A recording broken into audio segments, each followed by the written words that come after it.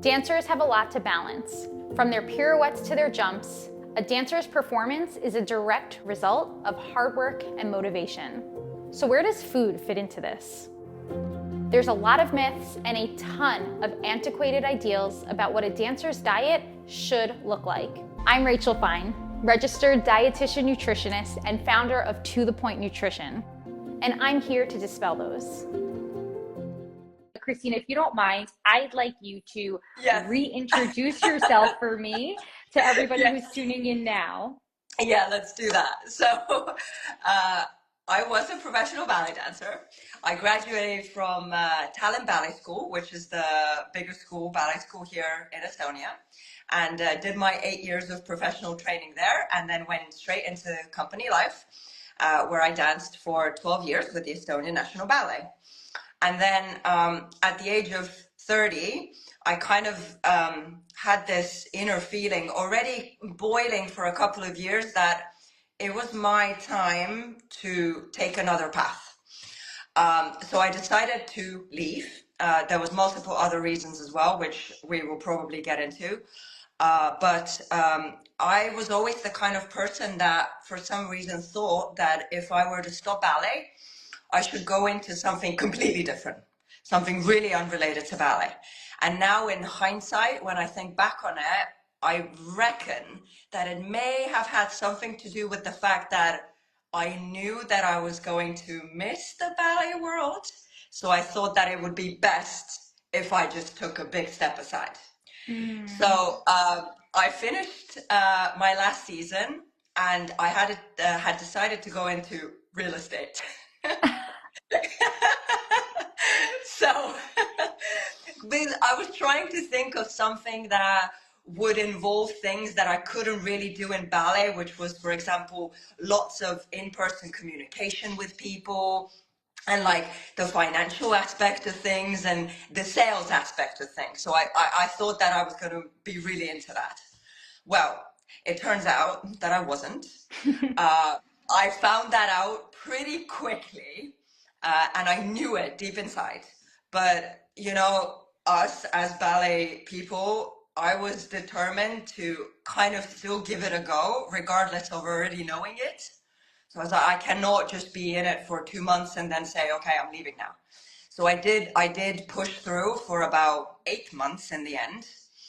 But then pretty quickly, I tried to find ways to sneak back into the ballet world. And my way of doing that was giving company classes for the theater. So every other week, sometimes once a month, I would give a company class. I had done teaching previously, but like I said, I didn't really think that was the next career path because too tight of a connection to the ballet world. But then I realized that I really, really, really love teaching. And every time I left the theater after the class, I was exhilarated. I felt amazing. And then I had to go back into the office, and it just drained the life out of me. So I did make the decision eventually. I was like, I don't need to prove a point to anyone. This is my life. I don't need to wait around. So let's just dive into it. Mm-hmm. So I started my own business, which initially was just online ballet coaching. And I've been running it ever since, and it's the best decision I've ever made. It honestly sometimes makes me happier than dancing back in the day. So I'm really, really pleased that I took this leap and I went for it, and extremely happy now. So yes, I only do teaching now. That's my full-time job, and it's the best. What a fantastic story. A lot of elements in here that I do want to touch on. First of all, it's very relatable for myself as well. When I left I never really left the ballet world, but when I was ready to take a couple steps back from it and start my career path in the world of nutrition and dietetics, it took some time before I really was able to really fuse those two loves for myself. And I think what's interesting here, though, Cristina, is the tendency for us dancers to fall into that all or nothing mindset in so many aspects of our life. Like, it sounded like while you were dancing and you were starting to recognize that it was time for a shift in your career, there was almost like a bit of a fear or a hesitation of like, well, if I'm leaving this, I'm leaving it. Yeah, Like I'm really leaving it. It's really encouraging for our dancers who might be in a similar place right now to hear about your experience in regards to having delved into a completely different world, the world of real estate, and then yeah, had realized that, you know what, why am I leaving this world completely? There's so much of my identity that has been built and framed by ballet. How can I get back into that? And what's really encouraging is to hear the regain of the passion that you've developed, if not even more, yeah, for being in a new area in the dance world, which is kind of similar for me as a dietitian for dancers, and you being an educator for dancers, yeah, right? So it's really wonderful to hear. yeah. Yeah, I mean, it is what you said. It is the all or nothing. And it was also definitely the aspect of the sadness. Because I did, like, for example, I did go to the theater, I did watch performances, but every time I watched one, I would obviously leave in tears. So I think it's unrealistic to say to someone that you are going to be able to leave and you're completely going to brush it off as if nothing ever happened. Like, you will have those deep feelings about it, and that's completely Mm-hmm. fine. But if you manage to then get onto that other path, if it's the correct path, then all of a sudden, I think everything will just fall back into place. And you can put those two together, like you had those wonderful experiences there, some of them maybe not so wonderful, but in general. And now you're on the other path and you feel peace with yourself because you know that you did make the right decision, and this, what you're doing now, this is the right thing. So, Mm-hmm. but it was tricky. It was really tricky. I have to say, there were many days that I felt incredibly low, probably the lowest of the low. But I think it was due to the fact that not the decision itself to leave, but that I left for the wrong thing. I think I would have Ah. felt differently about it if I would have gone straight to the teaching, even Mm-hmm. though in my mind that wasn't the connection at the time, but now looking back, I do think that would have been the case. Because, Mm-hmm. but also, I think the important thing here is that you got to leave when you really have made that decision for yourself and you feel at peace with it. Not because of an external factor, not like it has to be a choice made within you and you feel like, okay, this is my time. Mm-hmm. Because I think maybe for some people that will never come, but for me, I did know that it was the time. Like, I didn't miss dancing on the stage. I just missed the world in general. But Yeah. now teaching, like, it's the same for me. I feel just as happy, if not happier, like I said. Yeah. Again, very relatable for the work that I do as a dietitian, just in regard to that fulfillment. Yeah. Um, yeah, I love hearing that. And I love hearing that another encouraging thing for dancers is that whether or not it was the first right or wrong decision that was made, you still came back. Yeah. You know what Yeah. I mean, the Yeah. dance world didn't close its doors to you, and you came back and you created your business. And in that regard, as an educator, I would love to hear about some of the biggest challenges that you recognize or see in the dancers that you work with, and how feel as an educator you're playing a role in helping to shape their experience in the dance world. Yeah. So now I don't know how this actually happened because I didn't really set myself out to target a specific, let's say, portion of the dance world. But for some reason, it's been mostly actually like adult beginners that I've Ah. worked with. There Mhm. have been semi-professionals here and there, but it's mostly adult beginners. With obviously they tackle very different things and they have different issues. So with the semi-professionals, it's definitely the same things that I experienced, which is feeling like whatever you do is never enough. The body image issues, the issues of rejection, like the things that we all know about. So what I do try to do with those people is my key word here is encouragement, because I feel like I was also in quite a tough school because it was a Russian school, it was a Vaganova school. So it wasn't really that much about the healthy dancer and the mindset. It was just, push, push, push. regardless of how you're feeling. So I do try to just positively encourage them with my words and kind of try to relate to them and tell them stories that like, you're not the only one. I've been through the same things as you. And that actually really seems to help them. And the positive words, they Mm-hmm. really seem like they're really lacking that. Mm-hmm. So that is one thing that I've done with them. And with the adults, it's kind of like I said, it's different issues. It's the fact that, can I even do this? I feel a little bit embarrassed. I'm too old. I don't want to go into a studio. So they need the positive reinforcement, but in another way. And Mm-hmm. for you two, I feel like what I've discovered is that they're super appreciative of the fact that you're giving them the same kind of attention that you would give to a professional. You dive into the nitty gritty details, and they really appreciate that. So it's not, and I've been told that even like face to face by people like, oh, you don't just want us to like randomly dance around, like you're actually breaking apart the technique. And they're like so shocked by that.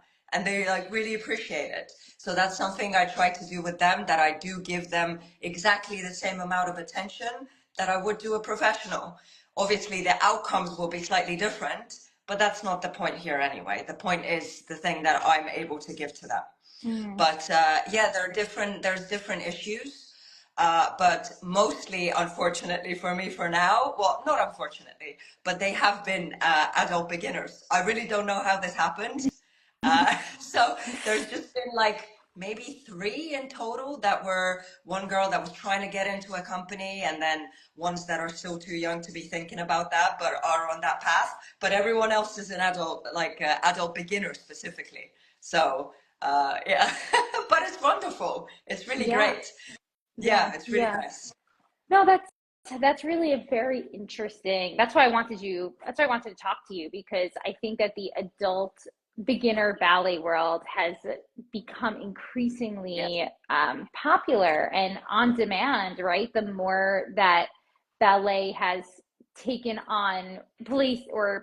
places in, like, with different shows and series and movies, I think ballet in general has become a desire for many people to get into. And the one thing that I love hearing here is that your experience really provides you with that very unique ability to feel attuned to what your adult dancers need.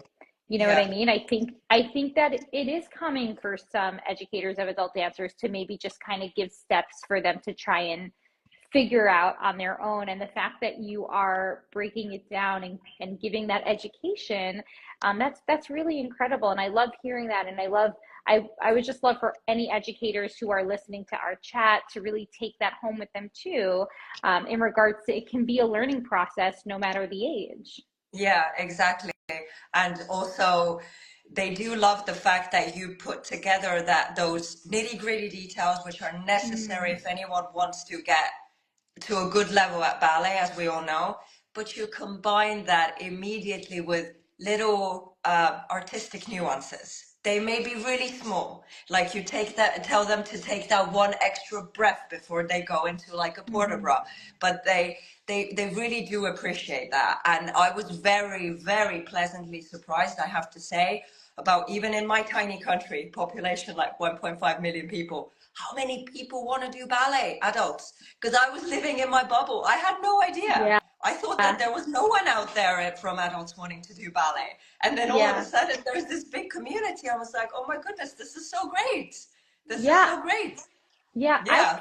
I've connected with a few dancers based in Estonia over the years, which is funny Yeah. because it is a tiny area, but I Yes. love hearing that the dance world there is larger, getting bigger. So that's amazing. To Yeah. to get a little bit more personal about your story, I'd love to hear at what point in your training or professional years, mainly professional years, did you really connect the dots between fueling your body and your performance in class and on stage? A little bit too late, I'm not gonna Mm, lie.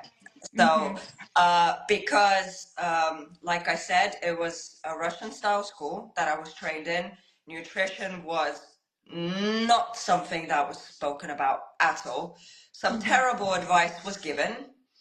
Uh, some people left with really bad conditions, unfortunately. I'm really sad to say that. It affected me for quite a while. When I got into the company, though, I did realize that I was not going to, with the amount of work that you have to do, I was not going to gain weight, because the weight gain, that was obviously the main trigger here. Like, that was the Mm. main fear. So I did realize after a couple of years, I want to say 2 years at the company, that this is not an issue in regards of the amount of work that we actually do. Nothing is going to happen to me. If something small happens to me, it's not the end of the world. Mm. And in the company, they weren't anymore, at least to me personally, they weren't that picky about it. Uh, but when it comes to like looking after yourself and connecting what I was actually eating, because I was eating, but it was food that wasn't the greatest. Hmm. Uh, so injuries. Mm. Injuries definitely related to what I was actually eating, not if I was eating, but what I was eating, sleep, rest, recovery, the rest of it. So it wasn't really that much of a topic back then, to be honest. It's becoming one in the past couple of years, and that's amazing. So I didn't even, I don't know how, to be honest, but it wasn't crossing my mind. Yeah. But I would say about 5 years in, unfortunately, like I said, way too late, having injury basically every single season. Uh, Another reason why, in the end, I decided to leave and do something else, because it was just too much. The fact that every time something happens to you, you feel like you are the only one, even though there are other people that are getting injured too. You have to sit aside. You also have a problem with stopping at the right time, because you feel like, I can't stop, I can push through this pain, and then boom, you have a stress fracture. And then you Mm. have to stay aside for like 3 months, even though you could have avoided that earlier on. So it did take about 5 years when I finally realized that, why is all of this happening to me? Well, it is because I'm not fueling my body with good, nutritious, decent food. I'm fueling it, but with the wrong kinds of stuff.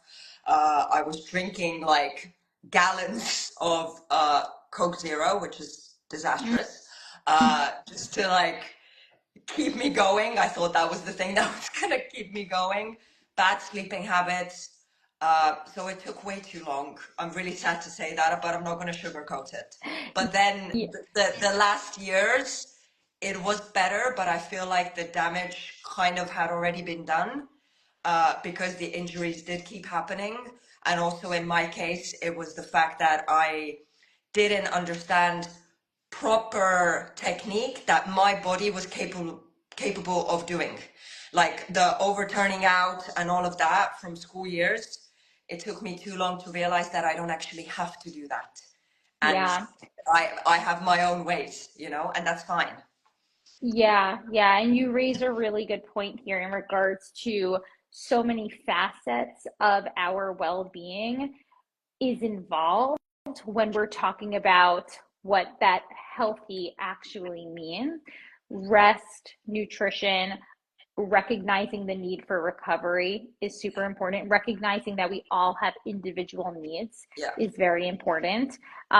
And now, as an educator, right, I often say you are the front line for clinicians like us, like me as a dietitian, for recognizing, okay, how can I foster and cultivate a supportive environment for my dancers where they know that fueling their bodies, taking rest days is so important. And with that being said, how do you encourage your dancers to build balance into their lives, like maybe not hyper fixating in the studio? Yeah.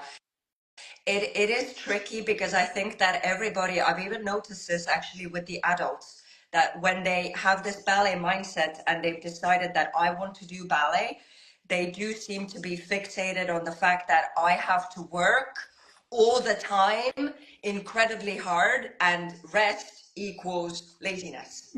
And this is funny, Mm. because I thought it was just professionals, but turns out it's not. It's everybody. It's not the hard working aspect of it is not necessarily a bad thing, but I do try to make it clear again to them from my own stories. Like, listen, I don't want you or for you to take 5 years to figure out and then have multiple injuries to then realize, okay, I should have done this. Like, you can do this right now.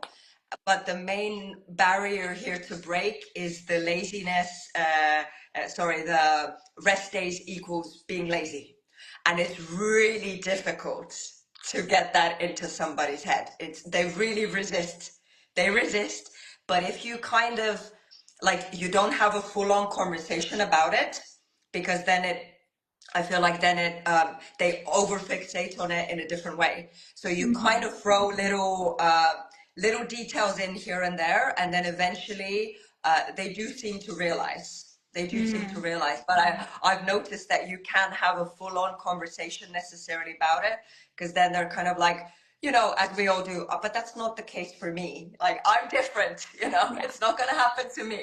Absolutely. Yeah, but I do try to, like, at the end of the lesson, I make sure that, now you take a rest. Now you can stretch out. Now you roll around, go to bed, and tomorrow, like, if you feel sore, don't push past bad soreness. Also knowing this, like, the the difference between, let's say that, the good and the bad pain. So I try to tell them, like, little things here and there, and they seem to respond better to that rather than me sitting down with them. Here's what you should do, So that's what I try to do with them to it. But definitely encouraging that the rest doesn't equal being lazy. But it's so difficult. Yeah, that's fantastic. Really, really great advice for educators out there to not necessarily make the conversation a thing, but just try to hint here and there that it's okay, that it doesn't mean you're being lazy to take time off, to take a rest, to go partake in other areas of our lives that might be maybe social events or a dinner with friends.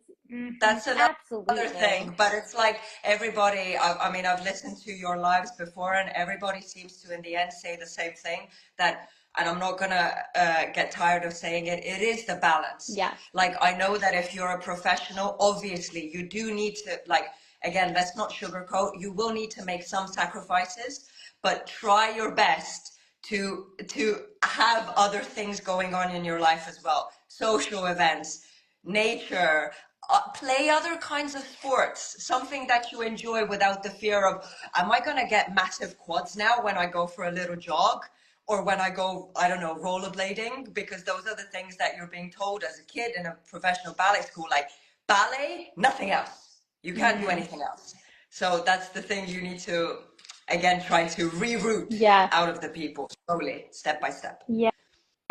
Cristina, that was amazing. That actually answered my final question, which was, how would you redefine what it means to be the healthy dancer? And it sounds like, similar to most of the conversations I have, it always comes down to life balance. It always comes down to us wearing multiple hats and really honoring all facets of our lives in the studio, on the stage, and then of course out of the studio too.